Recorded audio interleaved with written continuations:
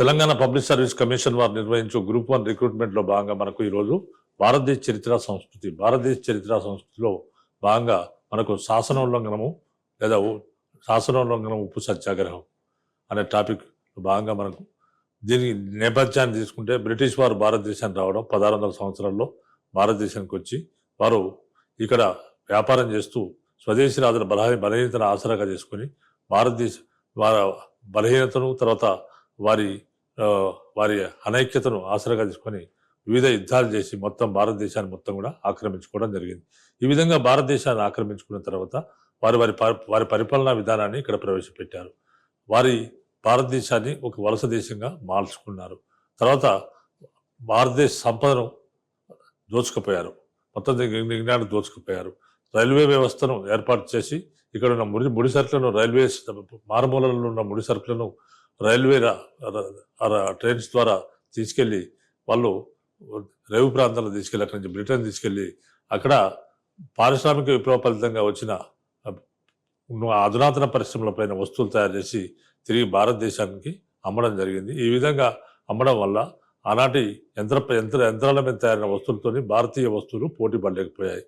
ఫలితంగా ఇక్కడున్న హస్తకళలు కానీ చేతి వృత్తులు కానీ తర్వాత ఇక్కడ పరిశ్రమలు కానీ మొత్తం కూడా వాళ్ళు ఆ వృత్తిని కోల్పోవడం జరిగింది. వృత్తిని కోల్పోయి తర్వాత వారు వ్యవసాయ రంగానికి తర్వాత తప్పనిసరి పరిస్థితుల్లో వ్యవసాయానికి తర్వాత పారిశ్రామిక రంగంలోకి వెళ్ళాల్సిన పరిస్థితి ఏర్పడింది. వ్యవసాయ రంగంలో అనేక ఒడిదుడుకులు ఉన్నాయి. అతివృష్టి, అనావృష్టి, తర్వాత ఆనాటి జమీందారుల పన్ను వసూలు చేయడం, శాశ్వత శిస్తు విధానం ద్వారా జమీందారులు పన్ను వసూలు చేసే పద్ధతి, పంటపైన పన్నులు వసూలు చేయడము, తర్వాత ఇట్లా రకరకాల సమస్యలు వ్యవసాయ రంగంలో ఉండేవి. పరిశ్రమలలో వేతనాలు లేకుండేవి, తర్వాత వేతనాలు తక్కువ ఉండేవి, తర్వాత పని గంటలు ఎక్కువగా ఉండేవి. తర్వాత ఇటువంటి పరిస్థితుల్లో మరి శ్వేత జాత్య అహంకారం ఒకటి, తర్వాత స్వేచ్ఛ వ్యాపార విధానం, తర్వాత ఇటువంటి అంశాలు భారతీయులను బాగా అన్యాయానికి గురి చేశాయి. తర్వాత అదే కాకుండా క్రైస్తవ మిషనరీలు భారతదేశానికి వచ్చి మత ప్రచారం చేస్తూ మీ మతం హిందూ మతంలో వర్ణ వ్యవస్థ ఉంది, కుల వ్యవస్థ ఉంది, తర్వాత అనేకమైన సాంఘిక దురాచారాలు ఉన్నాయి, మీరు ఆ మతాన్ని వదిలేసి క్రైస్తవ మతంలో చేరండి, మీరు ఆధునికులు అవుతారని రకరకాలుగా బోధన చేయడం జరిగింది. ఇటువంటి అంటే సాంఘిక ఆచారాలు, ప్రజల యొక్క సాంఘిక ఆచారాల్లో తర్వాత వారి ఆచారాలు సాంప్రదాయాల్లో బ్రిటిష్ వారు జోక్యం చేసుకున్నారు. ఫలితంగా వీటి అన్నిటి ఫలితంగా భారతీయుల అసంతృప్తి అనేది 1857 తిరుగుబాటు రూపంలో బయటకు వచ్చింది. 1857 తిరుగుబాటు తర్వాత బ్రిటిష్ రాణి విక్టోరియా మహారాణి 1858లో ప్రకటన చేస్తూ మేము భారతీయులను సమానంగా చూస్తాం, జాతి కుల మత వివక్ష లేకుండా అందరినీ సమానంగా చూస్తామని ఆమె పేర్కొంది. కానీ విక్టోరియా రాణి ప్రకటన ఆచరణలో సాధ్యం కాలేదు. మళ్ళీ స్వాతంత్రోద్యమం, రకరకాల ఉద్యమాలు మొదలైనాయి. ఇటువంటి పరిస్థితుల్లో 1885 సంవత్సరంలో ఏవోహ్యూమ్ అనే బ్రిటిష్ రిటైర్డ్ ఐసిఎస్ అధికారి ఆయన భారత జాతీయ కాంగ్రెస్ అనే సంస్థను ఏర్పాటు చేశాడు. భారత జాతీయ కాంగ్రెస్ యొక్క మొట్టమొదటి సమావేశం 1885 సంవత్సరంలో బొంబాయిలో ఉమేష్ చంద్ర బెనర్జీ అధ్యక్షతన జరిగింది. ఆ విధంగా 1885 సంవత్సరం నుంచి భారత జాతీయ కాంగ్రెస్ సభలు ఏదో ఒక చోట భారతదేశంలో జరగడం, తర్వాత బ్రిటిష్ వారు కూడా దానికి అటెండ్ కావడం, తర్వాత దేశవ్యాప్తంగా ప్రతినిధులు అటెండ్ కావడం, తర్వాత కొన్ని కోరికలు కొన్ని విజ్ఞప్తులను వీరు చేయడం, కొన్ని విజ్ఞప్తులను చేస్తే బ్రిటిష్ వారు కొన్ని తీర్చడం జరుగుతుండేది. సరే, ఇటువంటి కాలాన్ని మితవాద యుగం అని అన్నారు. 1885 నుంచి 1905 సంవత్సరాల మధ్య కాలాన్ని మితవాద యుగం అని అన్నారు. మితవాద నాయకులైన సురేంద్రనాథ్ బెనర్జీ, గోపాలకృష్ణ గోఖలే, తర్వాత దాదాబాయి నవరోజీ ప్రముఖ నాయకులుగా ఉండేవారు. ఇది మితవాద ఉద్యమం. తర్వాత 1905 సంవత్సరం నుంచి 1919 మధ్య కాలాన్ని అతివాద యుగం అని అన్నారు. మరి 1905 సంవత్సరంలో ఏం జరిగిందంటే, మరి స్వాతంత్రోద్యమం ఎగిసిపడుతుంటే బ్రిటిష్ వారు విభజించి పాలించాలనే సూత్రంలో భాగంగా ముస్లింస్ హిందువులను వేరు చేయాలనే ఉద్దేశంతో బెంగాల్ను 2గా విభజించడం జరిగింది. ఈ విధంగా బెంగాల్ విభజనకు వ్యతిరేకంగా భారతదేశ వ్యాప్తంగా ఒక గొప్ప ఉద్యమం జరిగింది. అదే వందే మాతర ఉద్యమం లేదా స్వదేశీ ఉద్యమం. ఈ ఉద్యమానికి నాయకత్వం వహించిన వారు బిపిన్ చంద్రపాల్, లాలా లజపతి రాయ్, తర్వాత బాలగంగాధర్ తిలక్, అరవింద్ ఘోష్ మొదలైన వాళ్ళు ఈ ఉద్యమానికి నాయకత్వం వహించారు. ఇది మరి ఇలాంటి ఉద్యమం జరిగింది. భారతదేశ వ్యాప్తంగా కూడా ఈ ఉద్యమం జరిగింది. తర్వాత ఇలాంటి ఈ ఉద్యమానికి భయపడిన బ్రిటిష్ వారు 1911 సంవత్సరంలో వారు బెంగాల్ను కలుపుతూ మళ్ళీ బెంగాల్ను ఐక్య కలపడం జరిగింది.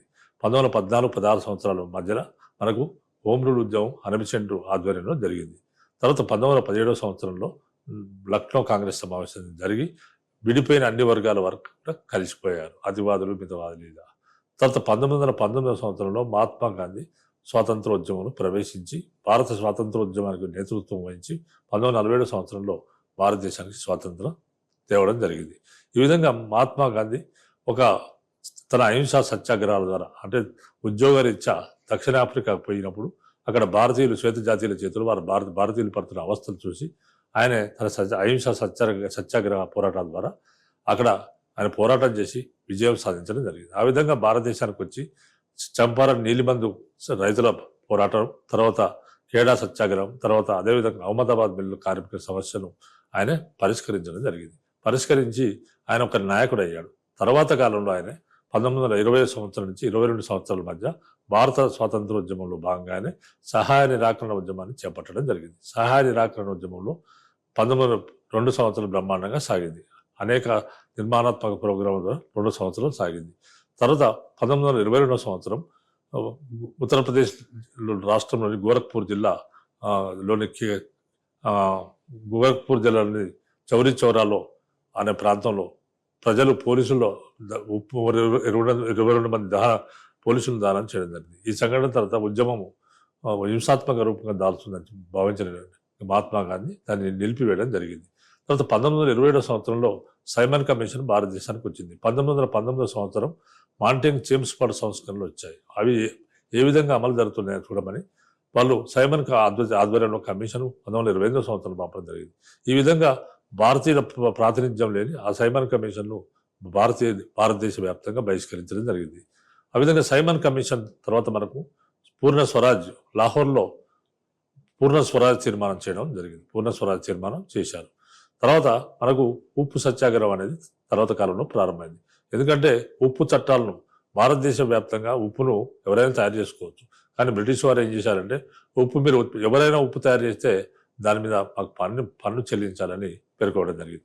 ఈ విధంగా ఉప్పు చట్టాలను ఉల్లంఘించి ఉప్పు తయారు చేసే కార్యక్రమాన్ని భారతదేశ వ్యాప్తంగా ప్రోత్సహించడం జరిగింది. అంటే సముద్ర ప్రాంతం ఉన్న ప్రాంతంలో భారతదేశ వ్యాప్తంగా ఉప్పు సత్యాగ్రహం, ఉప్పును తయారు చేసి బ్రిటిష్ శాసనాలు ఉల్లంఘించాలనే పోరాటం జరిగింది. తర్వాత అదేవిధంగా ఎక్కడైతే సముద్ర ప్రాంతం లేదో మిగతా ప్రాంతాల్లో అనేక నిర్మాణాత్మక కార్యక్రమాలు, ముఖ్యంగా విదేశీ వస్త్ర బహిష్కరణ, తర్వాత విదేశీ వస్తు బహిష్కరణ, తర్వాత జాతీయ విద్యాలయాలను స్థాపించుకొని చదువుకోవడం, విదేశీ విద్యాలయాలను బహిష్కరించడం, తర్వాత బ్రిటిష్ కోర్టులను బహిష్కరించడం, బ్రిటిష్ వారు ఇచ్చిన బిరుదులను త్యజించడం, ఇలాంటి నిర్మాణాత్మక కార్యక్రమాలు చేయమని ప్రకటించడం జరిగింది. ఈ విధంగా మహాత్మా గాంధీ ఆధ్వర్యంలో 1930 సంవత్సరం దండి మార్చ్ నిర్వహించి దండి తీరంలో సబర్మతి ఆశ్రమం నుంచి దండి తీరం వరకు మహాత్మా గాంధీ పాదయాత్ర చేసి అక్కడ ఉప్పు చట్టాలను ఉల్లంఘించి ఉప్పును తయారు చేయడం జరిగింది. తర్వాత విప్లవ కార్యకలాపాలు, ఉప్పు సత్యాగ్రహ ఉద్యమ కాలంలో అనేక విప్లవ కార్యకలాపాలు జరిగాయి. అనేక విప్లవ కార్యకలాపాలు కూడా కొనసాగాయి. తూర్పు బెంగాల్ ఓడరేవు పట్నం చిటగాంగ్లో సూర్యసేన్ నాయకత్వంలో దిగువ మధ్యతరగతి యువకులు సాయుధ తిరుగుబాటు చేశారు. అంబికా చక్రవర్తి, గణేష్ ఘోష్ వంటి వారు అనేక మంది విద్యార్థులను పోగు చేసి సూర్యసేన్ కార్యకలాపాలకు తోడ్పడడం జరిగింది. చిటగాంగ్ ఆయుధగారాన్ని కొల్లగొట్టడం ఈ సమయంలోనే జరిగింది. ఉప్పు సత్యాగ్రహ ఉద్యమ కాలంలో అనేక విప్లవ కార్యకలాపాలు కూడా కొనసాగాయి.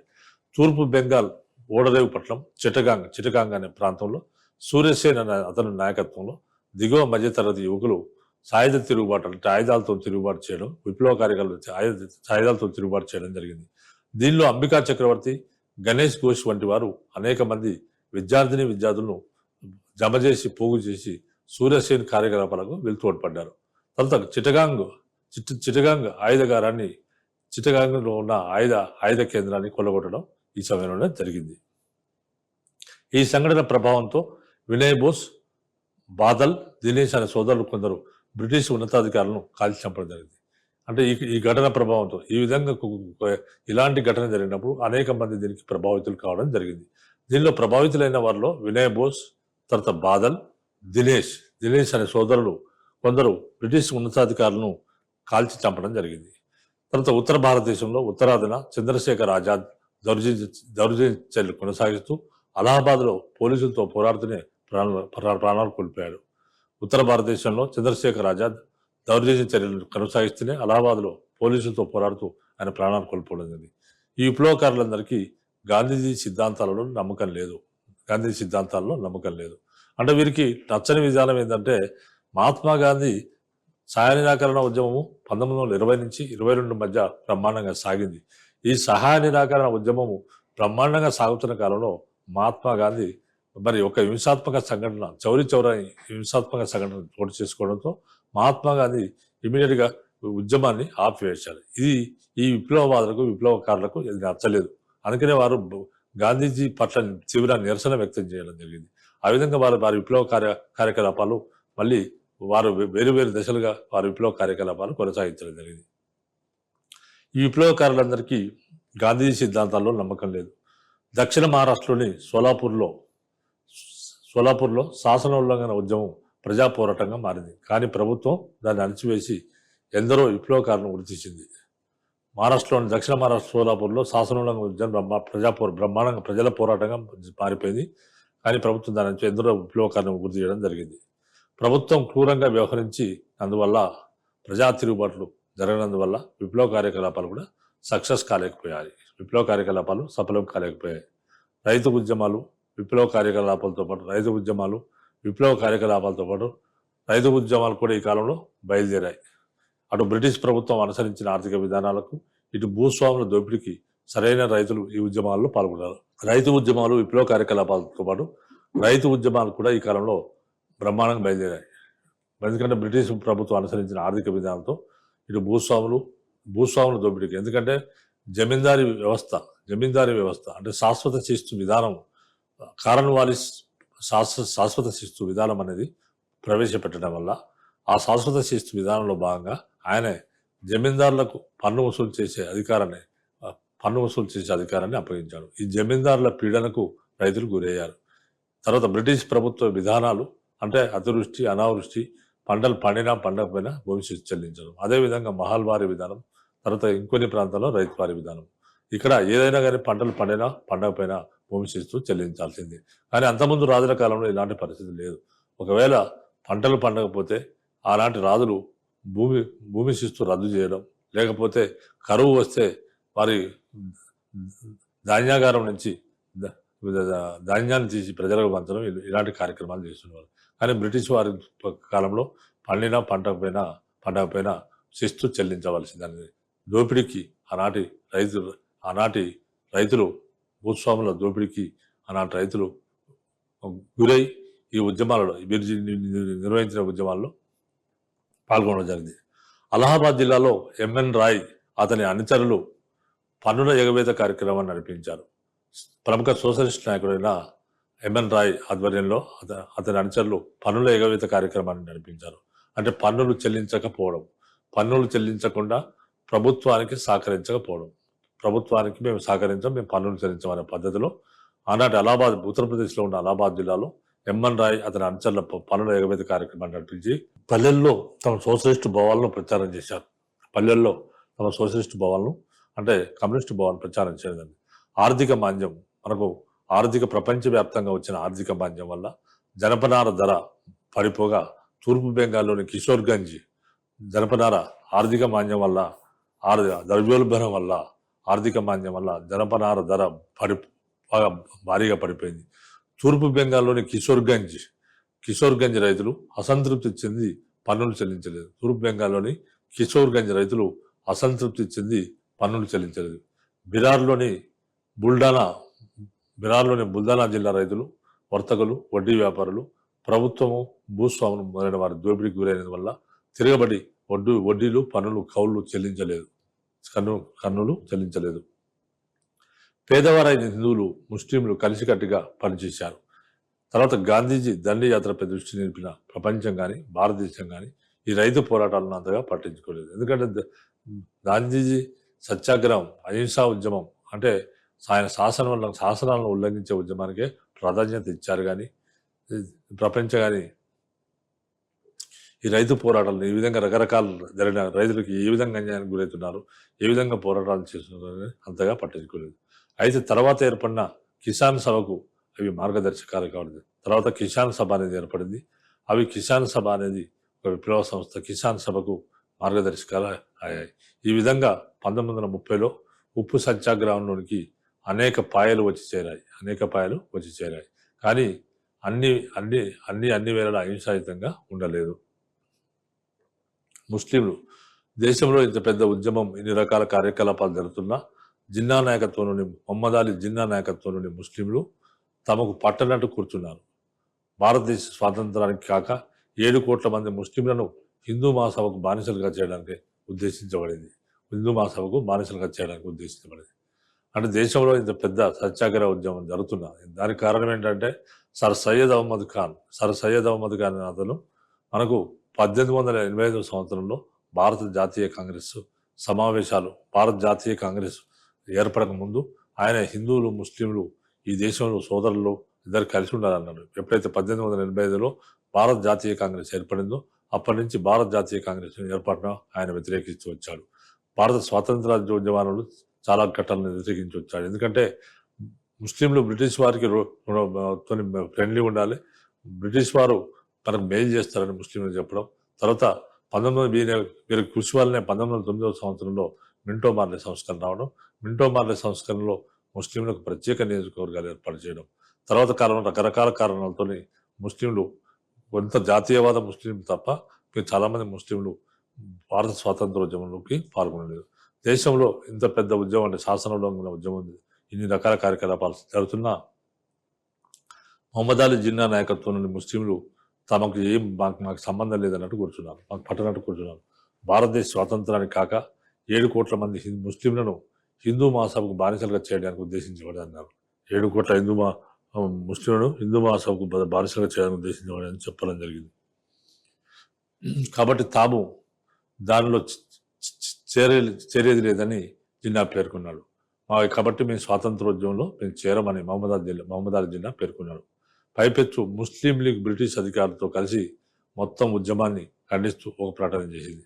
అంటే ముస్లిం లీగ్ అనే సంస్థ బ్రిటిష్ అధికారులతో కలిసిపోయింది. బ్రిటిష్ వారికి మన మిత్రులు బ్రిటిష్ వారితో ఉండాలని వీరు నిరంతరం ప్రచారం చేస్తుంటారు. కాబట్టి ఈ విధంగా స్వాతంత్ర ఉద్యమంలో పాల్గొనకపోగా వారు బ్రిటిష్ అధికారులతో కలిసి మొత్తం ఉద్యమాన్ని ఖండిస్తూ ఒక ప్రకటన చేయడం జరిగింది. అయితే జాతీయ ముస్లింలైన మౌలానా అబుల్ కలాం ఆజాద్, అన్సారీ, గఫార్ ఖాన్ వంటి వారు ఉప్పు సత్యాగ్రహంలో హృదయపూర్వకంగా పాల్గొన్నారు. వీరు జాతీయవాద ముస్లింలు. ఎవరంటే జాతీయవాద ముస్లింలైన మౌలానా అబుల్ కలాం ఆజాద్, అన్సారీ, తర్వాత గఫార్ ఖాన్ వంటి వారు ఉప్పు సత్యాగ్రహంలో వారు హృదయపూర్వకంగా పాల్గొన్నారు. ప్రభుత్వ దమనకాండ ఈ విధంగా శాసనోల్లంఘన చేస్తున్న కాలంలో ప్రభుత్వం అణచివేత చర్యలకు పాల్పడింది. ఆ విధంగా ప్రభుత్వ దమనకాండ కొనసాగింది. దానిలో ఏంటంటే తొలి దశలో శాసనోల్లంఘన ఉద్యమాన్ని ప్రభుత్వం పట్టించుకోలేదు. తొలి దశలో అంటే మొట్టమొదటి దశలో శాసనోల్లంఘన అంటే ఉద్యమాన్ని, ఈ ఉప్పు సత్యాగ్రహాన్ని ప్రభుత్వం పట్టించుకోలేదు. ఉద్యమం తీవ్రమయ్యేసరికి తీవ్ర రూపం దాల్చింది. తీవ్రమయ్యేసరికి ప్రజల మీద విరుచుకపడి రాక్షస కృత్యాలకు పాల్పడింది. ఉద్యమం తీవ్రం అయ్యేటప్పటికీ ప్రజల మీద విరుచుకపడి రాక్షస అణచివేత చర్యలకు, దమన నీతికి, రాక్షస కృత్యాలకు పాల్పడింది. అహింసా వ్రతము సత్యాగ్రహాలకు కాదు కదా. అహింసా వ్రతం అనేది సత్యాగ్రహాలకు మాత్రమే చెందుతుంది. కానీ 1930 ఏప్రిల్లో ప్రభుత్వం పత్రికాధిపతుల నుంచి హామీలను కోరింది. ఎవరైతే పత్రికలో వారు ఉంటారో వారి నుంచి ప్రభుత్వం హామీలను కోరింది, పూచీకత్తులు కోరింది. కాంగ్రెస్ సంఘాలను నిషేధిస్తూ ఆర్డినెన్స్ జారీ అయ్యాయి. కాంగ్రెస్ దాని సంబంధిత సంఘాలను నిషేధిస్తూ ప్రభుత్వం ఆజ్ఞ జారీ చేసింది. కాంగ్రెస్ వారి కార్యాలయాలను ప్రభుత్వం స్వాధీనం చేసుకుంది. గాంధీజీ, నెహ్రూ వంటి నాయకులందరికీ శ్రీకృష్ణ జన్మస్థానం ప్రాప్తించింది. అంటే జైలుకు వెళ్ళారు. మహాత్మా గాంధీ, జవహర్లాల్ నెహ్రూ వంటి నాయకులందరికీ కూడా శ్రీకృష్ణ జన్మ ప్రాప్తాన్ని జైల్లో వేశారు. ప్రభుత్వం అరెస్ట్ చేసి జైల్లో వేయడం. పైపెచ్చు ప్రభుత్వం మూకుమ్మడిగా ప్రజలను అరెస్ట్ చేసి వారిని పెట్టడానికి భవనాలను అద్దె తీసుకోవడము, కొత్త జైళ్లను ప్రజలు అరెస్టులు ఎక్కువైపోయాయి. దీంతో వాళ్ళకు జైలు జైలు జైలు సమస్య వచ్చింది. దాంతో ప్రజలను అరెస్ట్ చేసి ఈ ప్రజలను తీసుకుపోయి పెట్టడానికి పెద్ద పెద్ద భవనాలను అద్దెకు తీసుకుంది. భవనాలను అద్దెకు తీసుకోవడము, తర్వాత కొత్త జైలును కట్టడము చేసింది. ఇట్లా జైలుకు పోయిన వారి సంఖ్య 60,000 దాటింది. మొత్తం భారతదేశ వ్యాప్తంగా జైలుకి ఎంతమంది పోయారంటే 60,000 మంది. ఈ ఉద్యమ సందర్భంగా 60,000 మందిని అరెస్ట్ అయ్యారు. మద్రాసులో పోలీసు వారు విచక్షణారహితంగా ప్రవర్తించారు. అక్కడ సత్యాగ్రహాలను లాఠీలతో దూరంగా తీసుకుని వెళ్ళి అక్కడ వారి నిర్ధన వదిలిపెట్టి రావడం, అనేక కొత్త పద్ధతి ప్రవేశపెట్టాడు. అంటే నిర్జన ప్రదేశంలో సత్యాగ్రహాలను లారీల్లో ఎక్కించుకోకపోతే దూరంగా తీసుకుని వెళ్ళి అక్కడ నిర్జన ప్రదేశాలను వదిలిపెట్టి రావడం, అంటే ఏమి లేని దగ్గర వదిలిపెట్టి రావడం అనే కొత్త పద్ధతి ప్రవేశపెట్టారు. తర్వాత ఈ పద్ధతిని మిగిలిన చోట్ల కూడా అనుసరించడం జరిగింది. కర్ణాటకలోని 2 తాలూకాలలో ప్రభుత్వం 330 కుటుంబాల భూములను, ఇళ్లను, వస్తువులను స్వాధీనం చేసుకుంది. అంటే ఒక్కొక్క ప్రాంతంలో ఒక్కొక్క పద్ధతిని అనుసరించింది. తర్వాత కర్ణాటకలోని అంటే సత్యాగ్రహాలను లారీలలో ఎక్కించుకపోయి ఎక్కడో నిర్జన ప్రదేశాల్లో వదిలేసి వస్తే వారు మళ్ళీ రాలేరు, తర్వాత వారు రావడానికి చాలా టైం పడుతుంది అని చెప్పేసి వాళ్ళు ఇట్లా పని చేసేవారు. కర్ణాటకలోని 2 తాలూకాలలో ప్రభుత్వం 330 కుటుంబాల భూములను ఎవరైతే ఉద్యమంలో పాల్గొన్నారో వారికి 330 కుటుంబాల భూములను, ఇళ్లను, వస్తువులను ప్రభుత్వం స్వాధీనం చేసుకుంది. బెంగాల్లో లాఠీ చార్జీ కాల్పులు నిత్యకృత్యాలైపోయాయి. గుజరాత్లోని రైతులు పక్కన గల బరోడా సంస్థానానికి పారిపోయారు. రైతులు ప్రభుత్వ బాధలు తట్టుకోలేక బరోడా సంస్థానానికి పారిపోయారు. సంస్థానాల ప్రభుత్వాలు ఉంటాయి, అది బ్రిటిష్ వారితో సంబంధం లేదు కాబట్టి గుజరాత్లోని రైతులు పక్కనే ఉన్న బరోడా సంస్థానానికి పారిపోవడం జరిగింది. కాంగ్రెస్ వారు నియమించిన విచారణ సంఘం తన నివేదికలో కాంగ్రెస్ వారు నియమించిన ఒక విచారణ సంఘం నియమించారు. ఆ విచారణ సంఘం నియమిస్తే వారు ఈ విచారణ సంఘం తన నివేదికలో ప్రభుత్వం తన అధికారాలను కూడా అతిక్రమించి ఎంత రాక్షసంగా ప్రవర్తించిందనే విషయాన్ని వివరించింది. గాంధీజీ పేర్కొన్నట్టు డయ్యర్ కిరాతకాలు కూడా ఈ గుండా రాజ్యం ఎందుకు పనికి రాకుండా పోయాయి. గాంధీజీ పేర్కొన్న జనరల్ డయ్యర్ అనేవాడు సైనికాధికారి. జలియన్వాలా బాగులో, పంజాబ్లోని అమృత్సర్ దగ్గర ఉన్న జలియన్వాలా బాగులో ప్రజలు ఒక 20,000 మంది ప్రజలు ప్రార్థన చేసుకోవడానికి ఒక సమావేశం పెట్టుకోవడం జరిగింది. శాంతియుత సమావేశం పెట్టుకోవడం జరిగింది. ఆ విధంగా శాంతియుత సమావేశం పెట్టుకున్నప్పుడు జనరల్ డయ్యర్ అనేవాడు తన సైన్యంతో పోయి అక్కడున్న బాగున్న ఒక గేటును ముయించేసి విచక్షణారహితంగా కాల్పులు జరిపాడు. దీంట్లో కొన్ని వందల మంది అక్కడ మరణించడం జరిగింది. ఆ విధంగా గాంధీజీ పేర్కొన్నట్టు డయ్యర్ కిరాతకాలు కూడా ఈ గుండా రాజ్యం ఎందుకు పనికి రాకుండా పోయాయి. మొదటి రౌండ్ టేబుల్ సమావేశం. ప్రభుత్వానికి కాంగ్రెస్కు ఏదో విధంగా రాజీ చేద్దామనే ఉద్దేశంతో సోల్కోంబ్ అనే పాత్రికేయుడు గాంధీజీని మిగిలిన కాంగ్రెస్ నాయకులను జైలులో కలుసుకోవడానికి అనుమతి పొందాడు. ప్రభుత్వానికి మరియు కాంగ్రెస్కు ఏదో విధంగా రాజీ చేద్దామనే ఉద్దేశంతో ఆనాటి సోల్కోంబ్ అనే బ్రిటిష్ పాత్రికేయుడు గాంధీజీని మిగిలిన కాంగ్రెస్ నాయకులను జైలులో కలుసుకోవడానికి అనుమతిని పొందారు. కానీ బ్రిటిష్ వారు స్వరాజ్యం గురించి ఏమి చెప్పందే ఉద్యమం విరమించాలని గాంధీజీ స్పష్టీకరించడంతో అతని ప్రయత్నం విఫలమైంది.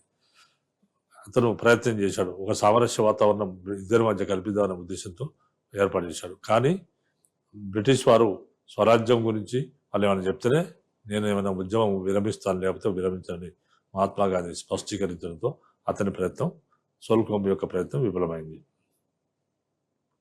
ఆ విధంగానే 1930 ఆగస్టులో జేకర్, సఫ్రూ మొదలైన వారు చేసిన ప్రయత్నాలు కూడా విఫలమయ్యాయి. 1930 సంవత్సరంలో జేకర్ మరియు సఫ్రూ అనే వారు కూడా రాజీ చేద్దామని ప్రయత్నించారు. వారు చేసిన ప్రయత్నాలు కూడా విఫలమయ్యాయి. ఈ లోపల బ్రిటిష్ ప్రభుత్వం భారత రాజ్యాంగానికి సంబంధించిన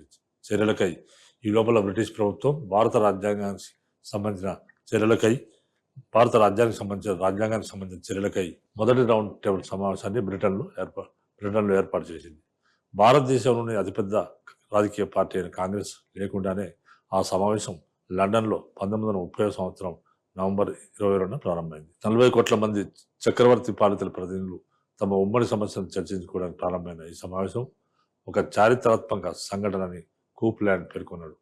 40 కోట్ల మంది చక్రవర్తి పాలితుల ప్రతినిధుల తమ ఉమ్మడి సమస్యలు చర్చించుకోవడానికి ప్రారంభమైన ఈ సమావేశం మొదట రౌండ్ టేబుల్ సమావేశం ఒక గొప్ప చారిత్రాత్మక సంఘటనని కూప్లాండ్ అనేవాడు పేర్కొన్నాడు. అయితే రాజేంద్ర ప్రసాద్ అన్నట్లు పెళ్లి కుమారుడు లేకుండా పెళ్లి ప్రారంభమైంది అన్నాడు. రాజేంద్ర ప్రసాద్ ఎవరన్నా అంటే పెళ్లి కుమారుడు లేకుండానే పెళ్లి అనేది ప్రారంభమైందని చెప్పాడు. శాసన ఉల్లంఘన ఉద్యమం బాగా ముమ్మరంగా ఉన్నప్పుడే సైమన్ కమిషన్ నివేదిక వెలువడింది. శాసన ఉల్లంఘన ఉద్యమం బాగా జరుగుతున్నప్పుడే సైమన్ కమిషన్ నివేదిక వెలువడింది. అంటే 1925వ సంవత్సరంలో సైమన్ కమిషన్ వచ్చింది. ఎందుకు వచ్చిందంటే 1919వ సంవత్సరంలో చేసిన మాంటేగ్ జేమ్స్ ఫోర్డ్ సంస్కరణలు ఏ విధంగా అమలవుతున్నాయో చూసిరామని మనకు సైమన్ కమిషన్ను భారతదేశానికి పంపడం జరిగింది. ఈ విధంగా సైమన్ కమిషన్ భారతదేశంలో చూసి ఒక నివేదికను వెలువడించింది. అయితే ఈ సైమన్ కమిషన్ నివేదిక వెల్లడించింది. అయితే లిబరల్స్తో సహా అందరూ దాన్ని తిరస్కరించారు. అంటే బ్రిటన్లో లిబరల్స్తో సహా అందరూ సైమన్ కమిషన్ నివేదికను తిరస్కరించడం జరిగింది. కాబట్టి బ్రిటిష్ ప్రభుత్వం రౌండ్ టేబుల్ సమావేశాన్ని ఏర్పాటు చేయక తప్పలేదు. బ్రిటిష్ ప్రధాని రామ్సే మెక్డొనాల్డ్ అధ్యక్షత వహించిన ఈ సమావేశాన్ని బ్రిటిష్ రాజు ప్రారంభించాడు. బ్రిటిష్ ప్రధాని రామ్సే మెక్డొనాల్డ్ అధ్యక్షత వహించిన ఈ సమావేశాన్ని బ్రిటిష్ రాజు ప్రారంభించాడు. ఆ సమావేశానికి హాజరైన 89 మంది సభ్యుల్లో 57 మంది బ్రిటిష్ ఇండియా నుంచి, 16 మంది స్వదేశీ సంస్థల నుంచి. ఆ సమావేశానికి హాజరైన 89 సభ్యులలో 57 మంది బ్రిటిష్ ఇండియా నుంచి. మొదటి రౌండ్ టేబుల్ సమావేశానికి మొత్తం 89 మంది హాజరయ్యారు. ఈ 89 మంది ఎక్కడి నుంచి వచ్చారంటే 57 మంది బ్రిటిష్ ఇండియా నుంచి వచ్చారు. 57 మంది బ్రిటిష్ ఇండియా నుంచి వచ్చారు. 16 మంది స్వదేశీ సంస్థానాల నుంచి వచ్చారు. మరొక 16 మంది బ్రిటిష్ పార్లమెంట్లోని 3 పార్టీల నుంచి వచ్చారు. 16 మంది స్వదేశీ సంస్థలు, భారతదేశంలో ఉన్న స్వదేశీ సంస్థలు, హైదరాబాద్ లాంటి సంస్థలు, అనేక స్వదేశీ సంస్థలు ఉన్నాయి.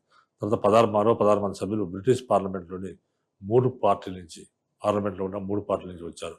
ఇండియా నుంచి వచ్చిన వారిని అందరినీ వైస్రాయ్ నియమించినందువల్ల వారందరూ ప్రభుత్వానికి తల ఊపుడు గాల వల్లే మిగిలిపోయారు.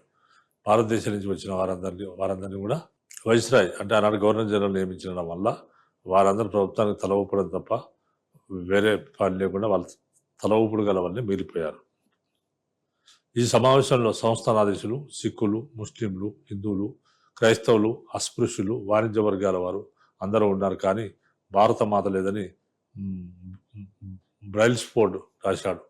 ఈ సమావేశంలో మొదటి రౌండ్ టేబుల్ కాంగ్రెస్ సమావేశంలో అందరూ ఉన్నారు. సంస్థానాధీశులు ఉన్నారు, సిక్కులు ఉన్నారు, ముస్లింలు ఉన్నారు, హిందువులు ఉన్నారు, క్రైస్తవులు ఉన్నారు, అస్పృశ్యులు ఉన్నారు, వాణిజ్య వర్గాలు ఉన్నారు.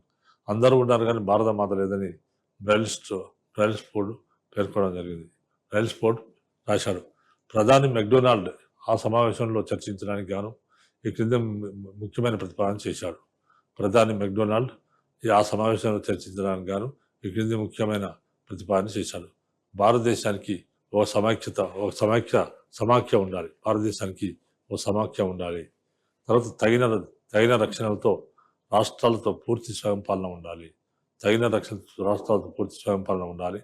కొన్ని పరిమితులకు లోబడి కేంద్రంలో పాక్షికంగా బాధ్యతాయుతమైన ప్రభుత్వాన్ని నెలకొల్పాలి అని చేయడం జరిగింది. ఇందులో సమాఖ్య సూత్రాన్ని అందరూ ఆమోదించారు.